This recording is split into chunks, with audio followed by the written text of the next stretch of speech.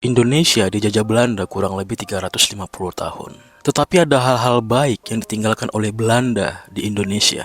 Satu, infrastruktur. Jalan raya bagus, rel kereta api kokoh, pelabuhan-pelabuhan dan jembatan-jembatan juga bagus. Irigasi dan bendungan juga ada. Bangunan-bangunan berdiri kokoh dan mantap. Seperti Jakarta itu ada Batavia. Di Bandung ada Paris Van Java, dan di Semarang ada Lawang Sewu. Dan ada juga beberapa hal-hal baik yang ditinggalkan oleh Belanda di kota-kota lainnya yang ada di Indonesia ini. Dua, sistem hukum seperti KUHAP. KUHAP itu warisan dari Witbooi van Stravek, seperti pengadilan, kepolisian, jaksa. Kerangkanya masih dipakai hingga sekarang direvisi. Tiga, pendidikan modern dan masih banyak lagi. Dan 17 Agustus tahun 1945 Indonesia merdeka. Tepatnya sekarang di tahun 2026 sudah 80 tahun lebih. Tetapi hutan gundul, jalanan rusak, rel kereta api rusak dan ditutup. Bangunan-bangunan bekas kolonial terbengkalai dan tidak terawat.